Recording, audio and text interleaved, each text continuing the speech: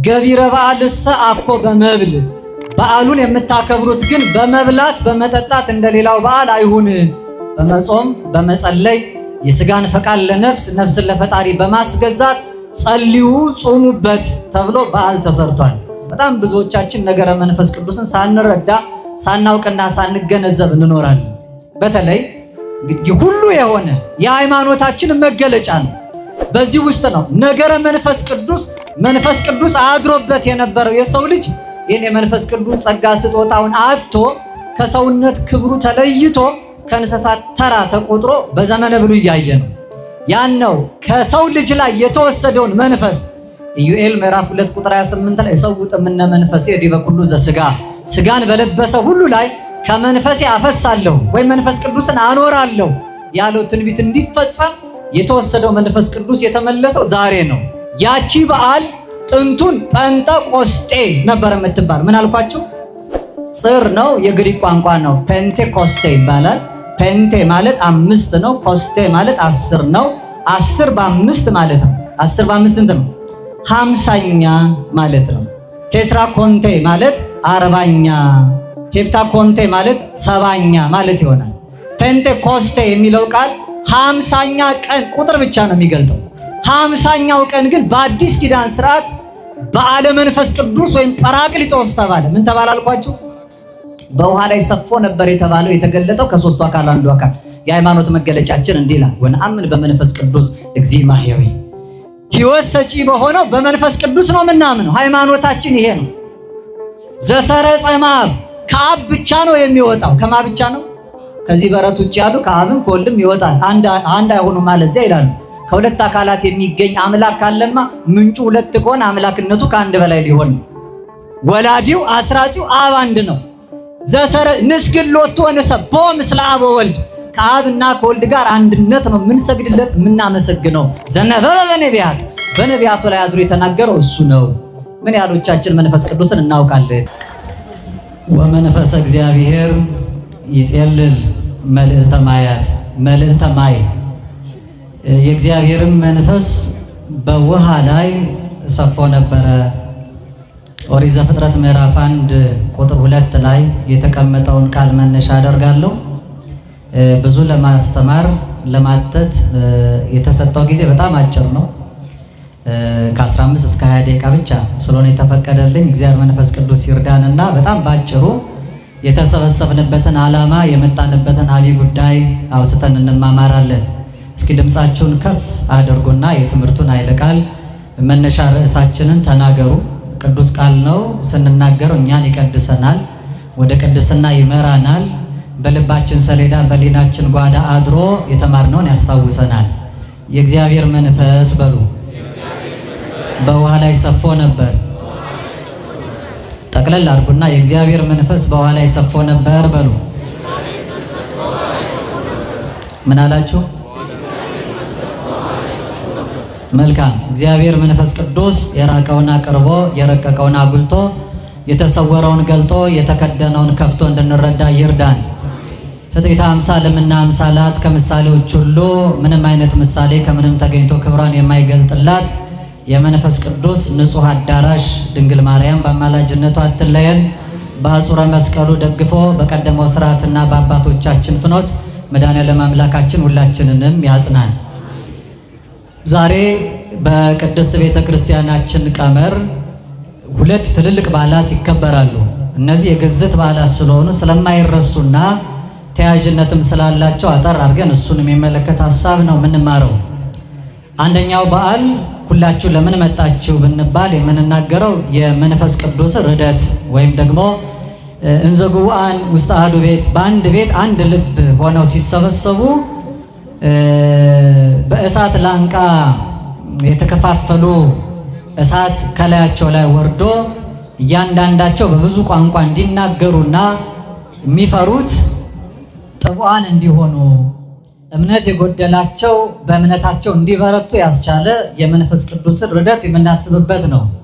በዕለተ ዓርብ በቀራንዮ ቅዱስ ዮሐንስ አፈወርቅ እንደመሰከረ ከክርስቶስ ጎን በውሃና በደም የተወለደችው ቤተ ክርስቲያን ዛሬ የተገለጠችበት ዕለት ነው። ይሄ ትልቅ በዓል ረድኤተ መንፈስ ቅዱስ የመንፈስ ቅዱስን መውረድ የምናስብበት ነው። በዓሉ አንድ ቀን ብቻ አይደለም፣ ዛሬ መነሻው ነው። ለ7 ቀን ይታሰባል። ይሄ ቤተክርስቲያናችን ስርዓት የተናገረው ነው። እንዲሁ ደግሞ ከበዓላቱ መካከል አንዱ የእመቤታችን የቅድስት ድንግል ማርያም በደብረ ምጥማቅ የተገለጠችበት የአምስቱ በዓላት ዛሬ 4ኛው ቀን ነው፣ መታሰቢያ ነው። እነዚህ ሁለቱም ከበዓላቱ ቁጥር 1 ተብለው የሚቆጠሩ ነገር ግን በዓላታቸው ቀኑ ብዙ የሆነ በዓላት ናቸው።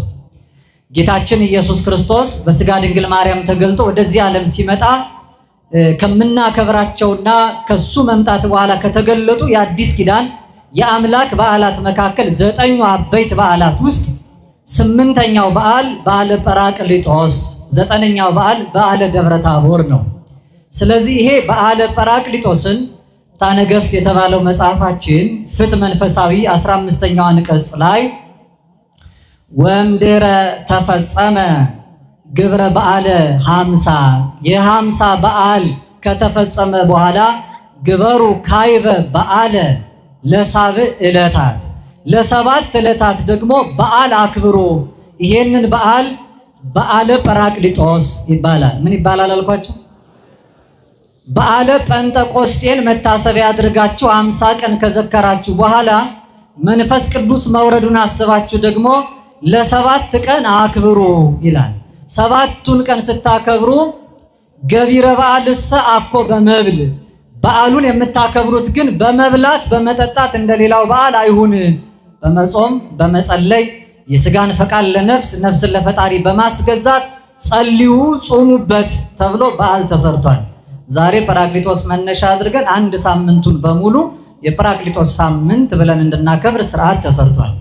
አምላካችን ከሚታሰብባቸው 9ኙ በዓላት ጰራቅሊጦስ የሚባለው 7 ቀን፣ ትንሣኤ የሚባለው ትንሣኤ ተስካረ ፋሲካ ነው፣ 50 ቀን ይከበራል ማለት ነው። ከዚህ ጋር አልፎ ዛሬ ነገረ ማርያም በነገረ መንፈስ ቅዱስ ባጭሩ የተቀመጠበት የመጀመሪያው መጽሐፍ መነሻ ነው።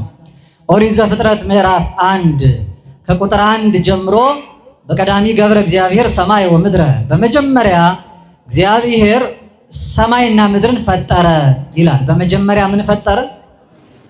መጀመሪያ የተባለው ቀዳሚ ወደ ሐሪ ዛልብከ ጥንት የምንለው ጥንት የሌለው ፊተኛውና ኋላኛው መጀመሪያውና መጨረሻው አልፋ ወኦ አልፋ ኦሜጋ የሚባለው ፈጣሪ ዓለማት ደብረ ምሕረት ባሕረ ትዕግሥት እግዚእነ ኢየሱስ ክርስቶስ እግዚአብሔር በአንድ ልጁ በመጀመሪያ ሰማይና ምድርን ፈጥሯል ይላል።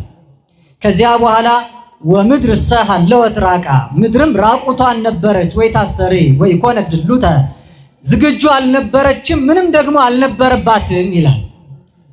ወጽልመትኒ መልዕልተ ቀላያት ጨለማም በጥልቅ ውስጥ ነበረ።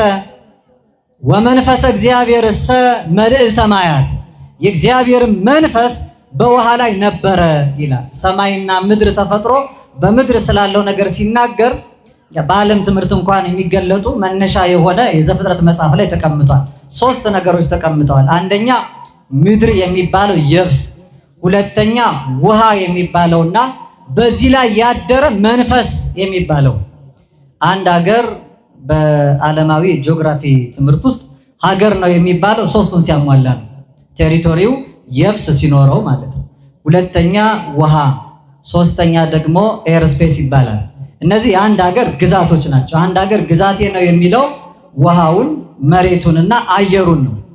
ይህንን መነሻ የሚያደርገው አናቱ ያለው እዚህ ዘፍጥረት የመጽሐፍ መነሻ ውስጥ ርዕሰ መጽሐፍ ተጽፈ በእንቲአየ ክርስቶስ አምላካችን በሊቀ ነቢያት ታላቁ አባት ቅዱስ ዳዊት ላይ አድሮ ሲናገር በመጽሐፍ መጀመሪያ ርዕስ ላይ ስለ እኔ ነው የተጻፈው ይላል። በቀዳሚ የሚለው ቀዳሚ የሚባለው አልፋና ኦሜጋ ነኝ ብሎ ራሱን የገለጠው እሱ ነው።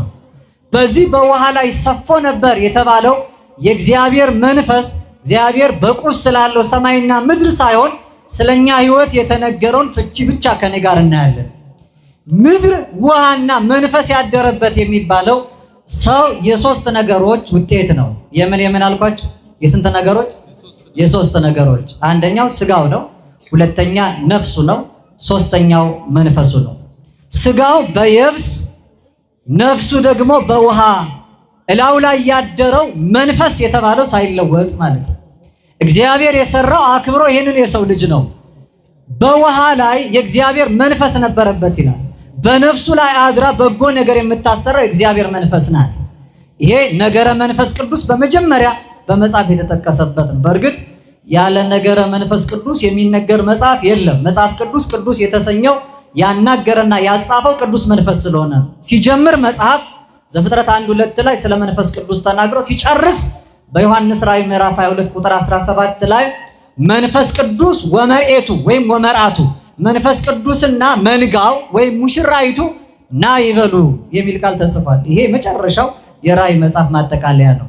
መንፈስ ቅዱስ መነሻም መድረሻም ነው። በጣም ብዙዎቻችን ነገረ መንፈስ ቅዱስን ሳንረዳ ሳናውቅና ሳንገነዘብ እንኖራለን። በተለይ እንግዲህ ሁሉ የሆነ የሃይማኖታችን መገለጫ ነው።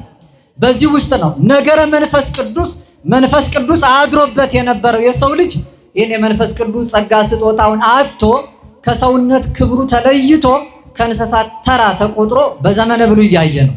ያን ነው ከሰው ልጅ ላይ የተወሰደውን መንፈስ ኢዩኤል ምዕራፍ 2 ቁጥር 28 ላይ ሰውጥ ምነ መንፈሴ ዲበ ኩሉ ዘሥጋ ስጋን በለበሰ ሁሉ ላይ ከመንፈሴ አፈሳለሁ ወይ መንፈስ ቅዱስን አኖራለሁ ያለው ትንቢት እንዲፈጸም የተወሰደው መንፈስ ቅዱስ የተመለሰው ዛሬ ነው።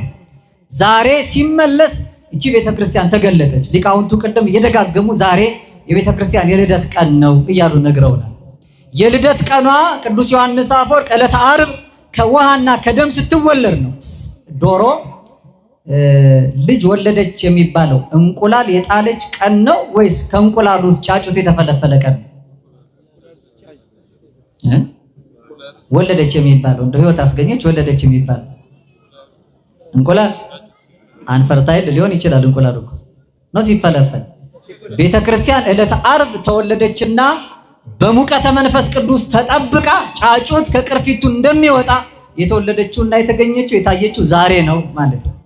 ይሄ ትልቁ የቤተክርስቲያን በዓል። በዚህ ውስጥ ከሰው ልጆች ላይ ተነስቶ የነበረው ጸጋ መንፈስ ቅዱስ ግን ሳይለያት አድሮባት የኖረውና የተገለጠችው ወደ ላይ አረክ ምርኮን ማረክ ጸጋ ለሰው ልጆች ሰጠ ሲባል የተሰጠው ጸጋ ዛሬ ነው። ያ ጸጋ ሳይሰጥ በፊት እግዚአብሔር ከሷ እንዳልተለየ ምልዕተ ጸጋ እንደሆነች የተነገረላት እመቤታችን ድንግል ማርያም አሁን በደብረ ምጥማቅ የታየችበት ነው። በዛ ያዩት ሰዎች በተገለጠችበት ክብር እንኳን ለማየት ባንበቃ ብዙ ዘርቂ በህልሙ እንኳን ሌሊት ያየሽ እንዴት የተመሰገነው ነው እንዳሉ ጥቂት በአይነ ልቦናችን ለማየት እንድንችል የመንፈስ ቅዱስን ቤት ድንግል ማርያምን ለማየት እንድንበቃ በቸርነቱ ይርዳን። መኑ ከመ እግዝእትነ ማርያም ማይደረ ምዕራፈ አብ እንደመቤታችን እንደ ድንግል ማርያም የአብ ማረፊያ የሆነ ማን ነው? ወመኑ ከመ እግዝእትነ ማርያም ማይደረ ወልድ እንደመቤታችን እንደ ድንግል ማርያም የወልድስ ማደሪያ የሆነ ማን ነው? ወመኑ ከመ እግዝእትነ ማርያም ዘኮነ ቤተ ለመንፈስ ቅዱስ ጽርሐ ቅድሳት ለመንፈስ ቅዱስ እንደመቤታችን እንደ ድንግል ማርያም የመንፈስ ቅዱስ ንጹሕ አዳራሽ የሆነ ማን ነው? ለሰው ኃጢአት ሳይሰራ መኖር አይቻልም። ከአራቱ ባህሪያት ከተፈጠረ ከሰው ወገን ኃጢአት ያልሰራና እሳት የተሸከመ ማ ብቻ ናት? እመቤታችን ድንግል ማርያም ብቻ ናት። ለዚህ ነው ነገረ ማርያምን ማብራራት ነገረ መንፈስ ቅዱስን ማብራራት ነው። ነገረ መንፈስ ቅዱስ በላዋ ላይ ሰፎባት የታየችው እውነተኛይቱ ነፍሷ ከመንፈስ ቅዱስ ስራ ያልተለየ እመቤታችን ድንግል ማርያም ናት። ሐዋርያትን ክርስቶስ ከመሄዱ በፊት ኃይልን እስክትለብሱ በምን ቆዩ? በኢየሩሳሌም። እሷ ግን ስትመሰክር እስመ ገብረ ሊተ ኃይለ አብያተ ታላላቆቹን ኃይሎችና ስራዎች እሱ በእኔ ገልጧቸዋል አለች። ኃይል ያልተለያት የመንፈስ ቅዱስ ክብር ያራቃት መንፈስ ቅዱስ አድሮባት ለዘላለም በላዋ ላይ የኖረ ዛሬ በሚደገመው ጸሎት አርጋኖን በሚባለው ዕለተ ዕሑድ ላይ እስመ ብዙኃት ሀብታት እግዚአብሔር መክፈል ተሰናያት የእግዚአብሔር ሀብቱ በጎ ስጦታው ብዙ ነው ይላል። ብዙ ነው ስላችሁ ግን ከዚህም ከዛም የተለቃቀመ አይደለም። አኮ መናፍስት ብዙሃን ከብዙ መናፍስት የተገኘ አይደለም። አላ እማሃዱ መንፈስ ወውእቱኬ ጰራቅሊጦስ ዘአቀባ ለድንግል እምከርሰ እማ ያ ጰራቅሊጦስ መንፈስ ቅዱስ ነው ድንግል ማርያምን ከእናቷ ማኅፀን ጀምሮ የጠበቃት ይላል። በረከቷ በሁላችን ላይ ይደርብን። በውሃ ላይ ሰፎ ነበር የተባለ ከውሃ ያልተነሳ ንጽሐ ጠባዩ ያላደፈ የመንፈስ ቅዱስ ንጹሕ አዳራሽ እመቤታችን ድንግል ማርያም ናት። እሷን መነሻ አድርገን ነገረ መንፈስ ቅዱስ ላይ 2 ነጥብ ብቻ ተናግሬ ላብቃ። ዛሬ የምናከብረው ታላቁ በዓል በዓለ ሃምሳ ይባላል። ምን ይባላል አልኳችሁ? ያው 50ውን ቀን ከቆየን በኋላ ነገረ ሃምሳ በብሉይ ኪዳን ጴንጠቆስጤ እየተባለ ይጠራ ነበረ። ምን ይባላል አልኳችሁ? ጴንጠቆስጤ በሉ እስኪ። በዓለ ጴንጠቆስጤ የሚባል ነው። ነገረ ሃምሳን እስራኤላውያን በሁለት መልኩ ያከብሩት ነበር። አንደኛው በኦሪት ዘሌዋውያን ምዕራፍ 25 ላይ ከቁጥር 10 ላይ የተነገረ ቃል አለ። ነፃነት ከወጣችሁበት አሁን ይሄ 50ኛው በዓል የኢዮቤልዩ በዓል ይባላል። ይሄውም የነፃነት በዓላችሁ ነውና ዓመቱን በሙሉ በዓል አድርጋችሁ አክብሩታል። የዓለሙም ዛሬ 50 ዓመት ሲሞላው ተቋመም ሳይቀር በዓለ ኢዮቤልዩ እያለ ያከብራል። ኢዮቤልዩ ማለት የነፃነት በዓል ማለት ነው። የምን በዓል? ምክንያቱም እግዚአብሔር ለፈርዖን ተገዝተው እያለ ለኔም ተገዙልኝ አላላቸውም። አልቦ ገብር ዘይክል ለክልያ ጋይስ ተቀሉ። ለሁለት ጌታ መገዛት የሚቻለው ባሪያ ማንም ስለሌለ ከፈርዖን ባርነት ነፃ ካወጣቸው በኋላ እሱ ገዣቸው የሆነው። ገዣቸው ሕዝቤን ብሎ የሚገዛለትን ሕዝብ ከፈርዖን ባርነት ነፃ አወጣው። ሲመራው እግዚአብሔር ሊመራው ሕዝቡን ያስወጣው ለ40 ቀን ነው። ኃጢአት ቢሰሩ ግን 40 ዘመን ተገዙ። በዓሉን እንዲያከብሩ የታዘዙት የነፃነቱን በዓል በ50 ቀን ነው። እነሱ ግን በ50ኛው ዓመት አከበሩ። ኃጢአት ስንሰራ በደል ስንፈጽም የእግዚአብሔር ምሕረቱ ከኛ ትርቃለች። በበጎ ንስሐ ስንመለስ እስራኤላውያን ግብፅ ባርነት ሲሄዱ የባርነት ዘመናቸው 430 ነበር። እንደ ራሄል ያሉት ሲያለቅሱ ግን 450 ከኋላ ሄዶ ለአብርሃም ከተሰጠው የቃል ኪዳን ዕለት ተቆጥሮ ግማሹን ሳይገዙበት በ215 ዘመን ነፃ ወጥተዋል። ከተመለስን እግዚአብሔር ይመለሳል። ከራቅንበት እግዚአብሔር ምሕረቱን ያርቃል። የእግዚአብሔር ምሕረት በራቀበት በዚህ ዘመን ተመልሰን በትረ መዓቱን አንስቶ ሀብለ ምሕረቱን ዘርግቶ በፍቅር ዓይኖቹ ተመልክቶ በምሕረት እጆቹ ዳብሶ እግዚአብሔር ይቅርታውን እንዲያቀርብልን ቅዱስ ፈቃዱ ይሁንልን። 50 የሚባለው አንደኛ የ50 ዓመት የኢዮቤልዩ በዓል ነው። ሁለተኛ ዝንቱ ውእቱ በዓላቶቼ እነዚህ ናቸው ብሎ በኦሪት ዘሌዋውያን ምዕራፍ 23 ከቁጥር 1 ጀምሮ እንዳስቀመጠ በኦሪቱ እስራኤላውያን የሚያከብሯቸው 8 በዓላቶች ነበሯቸው። ስንት በዓላቶች? ጊዜ የለም። የመጀመሪያው ሰንበት ነው። ከሰንበት በኋላ 5ኛው በዓል በዓለ ሸዊት ወይም በዓለ ሰዊት የሚባል የመከር በዓል ነው። ይሄ በዓል የ50 ቀን በዓል ይባላል። የሚከበርባቸው 2 ምክንያቶች ነበሩት። አንደኛው እስራኤላውያን የኤርትራን ባህር ከፍሎ እግዚአብሔር አምላክ ፋሲካውን እራት በልተው በሜዳ እንዲያከብሩት አዟቸው ስለነበረ ያ በዓል ከበዓለ መጸለት ወይም የዳስ በዓል በሜዳ ከኖሩበት እንደመታሰቢያ የሚከበር ሌላው በዓል ሆኗል። ሁለተኛ እስራኤላውያን ከግብፅ ባርነት ከወጡ በኋላ በሲና ተራራ ላይ እግዚአብሔር አምላክ ለሙሴ ሕግን የሰጠው በ50ኛው ቀን ነው። በስንተኛው ቀን?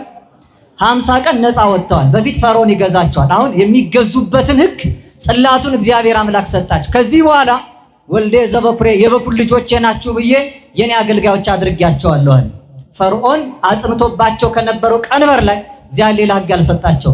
50ኛው ቀን ግን እስራኤላውያን ፍጹም ከፈርዖን ባርነት ነፃ እንደወጡ የእግዚአብሔር አገልጋዮች እንደሆኑ የተመሰከረበት ነው። ያ በዓል እስከ ክርስቶስ መምጣት ይታሰብ ነበር። 50ው ቀን 7 ቀን ፍጹም ነው። 7ቱን በ7 ፍጹም አድርገው ይሄ ፍጹም የምንለው በምድር የተሰጠው ቀን ሲያልቅ የብሉይ ኪዳን መከራው ሲያበቃ የሚገለጥ አዲስ ሌላ ቀን አለ። 50ኛው ቀን ያ ክብረ በዓል ምሳሌ ነው። የአዲስ ኪዳን ሰንበት ምሳሌ ናት። ዛሬ ሲሰበክ ምስባኩ ላይ ከሰማችሁ ዛቲ ዕለት ይላል። ይቺ ዕለት እንተ ገብረ እግዚአብሔር የሰራት ታላቅ ዕለት ናት። ንትፈሳው ንታሰይባቲ በሷ ደስ ይበለን ፈጽሞ እንደሰትባት።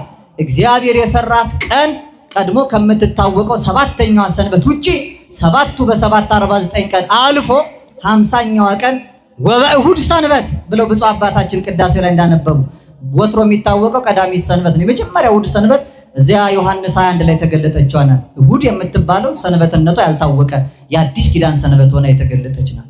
ያቺ በዓል ጥንቱን ጴንጠቆስጤ ነበር የምትባል። ምን አልኳችሁ? ጽር ነው፣ የግሪክ ቋንቋ ነው። ፔንቴኮስቴ ይባላል። ፔንቴ ማለት 5 ነው። ኮስቴ ማለት 10 ነው። 10 በ5 ማለት ነው። 10 በ5 ስንት ነው? 50ኛ ማለት ነው። ቴትራ ኮንቴ ማለት 40ኛ፣ ሄፕታ ኮንቴ ማለት 70ኛ ማለት ይሆናል። ፔንቴኮስቴ የሚለው ቃል 50ኛ ቀን ቁጥር ብቻ ነው የሚገልጠው። 50ኛው ቀን ግን በአዲስ ኪዳን ስርዓት በዓለ መንፈስ ቅዱስ ወይም ጰራቅሊጦስ ተባለ። ምን ተባለ አልኳችሁ? በውሃ ላይ ሰፎ ነበር የተባለው የተገለጠው ከሶስቱ አካል አንዱ አካል። የሃይማኖት መገለጫችን እንዲህ ይላል፣ ወነአምን በመንፈስ ቅዱስ እግዚእ ማሕየዊ። ሕይወት ሰጪ በሆነው በመንፈስ ቅዱስ ነው የምናምነው። ሃይማኖታችን ይሄ ነው። ዘሰረጸ እምአብ፣ ከአብ ብቻ ነው የሚወጣው። ከማ ብቻ ነው? ከዚህ በረት ውጭ ያሉ ከአብም ከወልድም ይወጣል። አንድ አይሆኑም ማለት እዚያ ይላሉ። ከሁለት አካላት የሚገኝ አምላክ ካለማ ምንጩ ሁለት ከሆነ አምላክነቱ ከአንድ በላይ ሊሆን ነው። ወላዲው አስራጺው አብ አንድ ነው። ዘሰረ ንስግድ ሎቱ ወንሰብሖ ምስለ አብ ወወልድ፣ ከአብና ከወልድ ጋር አንድነት ነው የምንሰግድለት የምናመሰግነው። ዘነበበ በነቢያት፣ በነቢያቱ ላይ አድሮ የተናገረው እሱ ነው። ምን ያህሎቻችን መንፈስ ቅዱስን እናውቃለን? መቼ እንደሚከበር መቼ እንደሚታሰብ ማጠቃለያ ነው። እስኪ እንድናውቀው የበለጠ እንድናከብር። ይሄ በእውነት ደብር በጣም ታሪካዊ ባለውለታም ደብር ነው። ፈጣሪያችን ሆኖ እግዚአብሔር አብ ብለን ወይም ባለ እግዚአብሔር ብለን በ13 እንደምንዘክር ወልድን ባለ ወልድ ኢየሱስ መድኃኔዓለም አማኑኤል ብለን ቀን ሰተን እንደምንዘክረው ብዙዎቻችን መንፈስ ቅዱስ መቼ እንደሚታሰብ አናውቅም። በዓመት ውስጥ የሚታሰብባቸው 3 ቀናት 4 ቀናት አሉ። እነዚህን 4 ቀናት ካወቃቸዋቸው ይሄ ቤተክርስቲያን የተገለጠችበት፣ ቤተክርስቲያን ማለት የክርስቶስ አንዱ ሙሽራ ማለት ነው። እስኪ በሉ የክርስቶስ በሉ አንድ ሙሽራ። ዛሬ በሐዋርያት ላይ መንፈስ ቅዱስ ከወረደ በኋላ ምን ይላል መሰላችሁ? የሐዋርያት ሥራ ምዕራፍ 2 ቁጥር 41 ላይ እንዲህ ይላል፣ ወተወክፉ ቃሎ፣ ቃሉን ተቀበሉ፣ ተጠመቁም ይላል። ወተወሰኩ በይእቲ ዕለት መጠነ፣ በዚያችም ዕለት ከሐዋርያት ማህበር የተጨመሩት አንድነት መጠነ 30 ምዕት ይላል። 3000 ነፍሳት ነበሩ ይላል። ስንት ሺህ ነፍሳት ነበሩ? በቀደመው በዓለ ጴንጠቆስጤ የተጨመሩት ሳይሆን የተቀነሱት 3000 ነበሩ ይላል። ኦሪት ዘጸአት ምዕራፍ 32 ቁጥር 28 ላይ ሙሴ ጽላቱን ተቀብሎ በበዓለ ጴንጠቆስጤ ሲወርድ ለጥጃው ምስል የሚሰግዱትን ብዙዎቹን አያቸው። ጥጃውን በጽላቱ ሰበረው፣ የሌዊ ልጆች አትማሯቸው ብሎ በዚያ ለጣዖት የሰገዱ ፍቅረ ጣዖት ያደረባቸውን ወርቅ አቅልጦ ያጠጣቸውን 3000 ነፍሳት ሞቱ ይላል። በዚያ ጴንጠቆስጤ 3000ዎች ተገድለዋል። በዚህኛው ጴንጠቆስጤ ግን 3000 ነፍሳት ድነዋል። ይሄንን ቅዱስ ጳውሎስ ምን አለ? ሁለተኛ ቆሮንቶስ ምዕራፍ 3 ቁጥር 6 ላይ መንፈስ የሐዩ ወፊደል ይቀትል፣ ፊደል ይገድላል፣ መንፈስ ግን ያድናል። አንድም ትርጓሜ ያድናል፣ ንባብ ይገድላል ብለዋል ሊቃውንት። ፊደል ይገድላል የተባለው ቀድሞ እንዲገዙበት የተሰጠው ሕግ ገድሏቸው ነበረ። ዛሬ ግን በልባቸው ጽላት የተጻፈው የመንፈስ ቅዱስ ስጦታ ግን አንድነት ወደ ማህበር ጨመራቸው ማለት ነው። ይሄንን መንፈስ ቅዱስን ሎቱ ስብሐት ፍጡር ብለው ዝቅ ያደረጉ እንደ መቅዶኒዎስ ያሉት ተነስተው ነበር። በ381 ዓመተ ምህረት ታላቁ ቴዎዶሲዮስ የተባለ የአኖሪዎስና የታላላቆቹ የቆስጠንጠንያ አርቃዲዮስ ንጉስ አባት የነበረው በቆስጠንጠንያ ጉባኤ ሰርቶ በ150 ሊቃውንት መንፈስ ቅዱስን ሕጹጽ ያለ ወይም ፍጡር ነው እንደ ፍጡራን ያለው መቅዶኒዎስ የተወገዘበትን ቀን ቤተክርስቲያናችን የካቲት 1 ቀን ታከብረዋለች። መቻልኳችሁ በዚህ ይታወቃል። በረከቱን ያሳድርብን፣ ነፍሱን ይማርልንና ክቡር መምህራችን ነፍሰሄር ወልደ ሰማዕት ደጋግሞ ስለዚህ በዓል መታሰቢያ እንዳስተማረ ተስፋ ስለማደርግ ነው። የካቲት 1 ቀን የመንፈስ ቅዱስ አካላዊ አምላክነት የተሰበከበት ታላቅ ዕለት ነው። ሁለተኛ የፋሲካ በዓል የሚባለው በእስራኤላውያን ስርዓት የሚያዝያ 14 ቀን ነው። ከሚያዝያ 14 በኋላ ያለውን በዓለ ጴንጠቆስጤ ቆጥረው 50 ዕለት የሚመጣው ሰኔ 5 ቀን ነው። ሰኔ 5ን በጴጥሮስ ጳውሎስ መልክ ላይ በገድለ ገብረ መንፈስ ቅዱስ ላይ የመንፈስ ቅዱስ መታሰቢያ ቀን ሰኔ 5 ነው የሚል ታገኛላችሁ። ሰኔ 5 መነሻውን ያደረገው ያ ነው። ሐዋርያት ተብሎ አንድነት በሚታሰበው እዚህም ጥንቱን አላውቅም ሊቃውንቱን ለምን ጽርሐ ጽዮን ሐዋርያት እንዳሉት ሐዋርያት የተቀበሉትን ጸጋ መንፈስ ቅዱስ መነሻ አድርገው ነው። በ5 የሚያስቡና የሚዘክሩ ብዙ ቅዱሳን አሉ። መነሻቸው ይህ ጥንተ በዓለ ጴንጠቆስጤን ይዘው ነው። ከዚያ ባሻገር የአፍሪካ የመጀመሪያው ፓትርያርክ የነበረው ሐዋርያ ቅዱስ ማርቆስ የመንፈስ ቅዱስ አዳራሽ የማርያም ልጅ ነው፣ ወይም የዚያ ቤት ሐዋርያ ዛሬ መንፈስ ቅዱስን የተቀበሉበት ቤት ልጅ ነው። በአፍሪካ መጀመሪያ እስክንድሪያ ላይ የሰራው ቤተ መቅደስ የመንፈስ ቅዱስ መታሰቢያ ነበረው። ከዚያን የተነሳ ቅዳሴ ቤቱን ሰኔ 5 አክብረውታል። ይሄ መታሰቢያው ነው። ሌላው ባለፈው እንደዘከርነው ግንቦት 18 ቀን ጥንተ በዓለ ጰራቅሊጦስ ብለን እናከብረዋለን። ዛሬ ደግሞ ተውላጡን ትንሣኤ ካለፈ በ50ኛው ቀን እንዘክረዋለን። መጨረሻ እስኪ ጰራቅሊጦስ በሉ። ጴንጠቆስጤን ነግሬያቸው ቅድም ወንድማችን ዘማሪ ብዙአየሁ ከመዘመሩ በፊት አንስቶ ስለ መንፈስ ቅዱስ ማንነት ነግሮን፣ መንፈስ ቅዱስ ማለት መንጽሒ ማለት ነው፣ የሚያጸና በሉ እስኪ ምን የሚል አልኳችሁ? መንፈስ ቅዱስ ማለት ናዛዚ ነው፣ የሚያረጋጋ በሉ እስኪ ምን የሚል አልኳችሁ? መንፈስ ቅዱስ ከሳቴ ምስጢር ነው፣ ምስጢር ገላጭ በሉ እስኪ መንፈስ ቅዱስ መንጽሒ ነው፣ የሚያነጻ በሉ እስኪ መንፈስ ቅዱስ መስተስሪ ነው፣ ኃጢአትን የሚደመስስ በሉ መንፈስ ቅዱስ መስተፍስሒ ነው፣ የሚያስደስት ምን የሚል አልኳችሁ? የእግዚአብሔር መንፈስ ጸሎ የነበረ ውሆች ላይ ሳይሆን ውሃ ላይ ነው። ምን ላይ አልኳችሁ? ይገርማቸዋል። ወተወሰኩ መጠነ 30 ምዕት ነፍስ ነው የሚለው 3000 ነፍስ ተጨመሩ። ስንት ሺህ ነፍስ? ሁለቱም ጋር የሚያያዝ ምስጢር ነው። አንደኛ የእግዚአብሔር መንፈስ በውሃዎች ላይ አላለም፣ በውሃ ላይ ሰፎ ነበር። ሁለተኛ የተጨመሩትን ደግሞ 3000 ነፍሳት አላለም፣ 3000 ነፍስ። አሁን ይሄ 3000 በቁጥር አብዝቶ ምን ይላሉ ሊቃውንቱ? አንድና ብዙ ነው ይላሉ አይደል? ልክ አይደለም አይደል? ባገባብ እንደ ዘይቤ ካየን፣ ምስጢሩ ግን ሌላ ነው። እግዚአብሔር አንድ ካልሆን መንፈስ ቅዱስን በእኛ ላይ ያሳድረው። ምክንያቱም አንድ የሆኑት ላይ ያደረው መንፈስ ቅዱስ በአንድነታችን ለአንዱ ክርስቶስ ሙሽሮች ነን። እኛ ዛሬ በዘር ተከፋፍለናል። ይሄ ቋንቋ ሁሉ ዛሬ መብዛቱ ለሀብት ሆኖ በሐዋርያት የተገለጠበት ዕለት ነው። እነሱ ብዙ ቋንቋ አውቀው ሌሎችን ስበው አንድ እንዲያደርጉ ነበር የበዛውን የተገለጠላቸው። እኛ ግን ቋንቋ በመብዛቱ እርስ በርስ እንደ ሰብአ ባቢሎን ተከፋፍለን ያለ ነው። እያንዳንዳችን እርስ በርስ ተለያይተን ክርስቲያን ነን ካል አምላካችንን እንሰድበዋለን። ለምን መሰላችሁ? ክርስቶስ የአንድ ሙሽሪት ብቻ ባል ነው። የስንት ሙሽሪት አልኳችሁ? አቅሌሲያ የምትባል የክርስቲያን ነፍስ ባል ብቻ ነው እሱ። ዘቦ መርዓት መርዓዊ ውእቱ፣ ሙሽራይቱ ያለችው እሱ ሙሽራ ነው። ቅዱስ ቀለሚጦስ ቤተክርስቲያን ብሂል ነፍሰ ክርስቲያን ብሂል። ቤተክርስቲያን ማለት ማን መሰለች? የክርስቲያን ነፍስ እኮ ናት። ነፍሳችን ከተለያየ ክርስቶስን አመንዝራ ልናደርገው ነው። ለቱ ስብሐት ያለችው አንድ ነፍስ ላለችው ሙሽራ ባል ነው እሱ። በቤተ ክርስቲያን ጥላ የተጠለል አንድ ልብ አንድ ሐሳብ ባለ አንድ ነፍስ ሆነን እንደ አንድ ውሃ የመንፈስ ቅዱስ ማደሪያ እንድንሆን በቸርነቱ ይርዳን። ሐዋርያትን ያጸናቸው በላያቸው ላይ ወርዶ ቤተ ክርስቲያንን የገለጣት ያ አምላካችን ማህየዊ ወሰጪ መንፈስ ቅዱስ የሞትን የተለያየን ሁላችንንም አድሮብን ሕያዋን ያድርገን። ለአባቶቻችን ያለን ክብር፣ ለኦርቶዶክሳዊቷ ተዋሕዶ ሃይማኖታችን ያለን ፍቅር፣ በእምነት ያለን ጽናት፣ በተጋድሎም ያለን ትጋት ሳይቀንስ ሰማያዊ ኃይሉን በታቦት በመስቀሉ መንፈሳዊን በረከት በእምነት በጠበሉ ተቀብለን ክብሩን እንድንወርስ የሁላችንን ፍጻሜ ያሳምርልን። ወእመሂ ስሕትኩ አንትሙ በመንፈስ አርቱኒን ያላገባብ የጨመርኩትንና ስቻ ያጎደልኩትን ብፁዕ አባታችን ክቡራን አባቶች መምህራን መንፈሳውያን የእግዚአብሔር ቤተሰቦች አርሙኝ። እግዚአብሔር በቸርነቱ የሁላችንን ፍጻሜ ያማረ ጸሎታችንንም የሰመረ ያድርግልን። ወመንፈስ እግዚአብሔር ይጼልል ላዕለ ማይ፣ እግዚአብሔርን መንፈስ በውሃ ላይ ሰፎ ነበር። ወስብሐት ለእግዚአብሔር።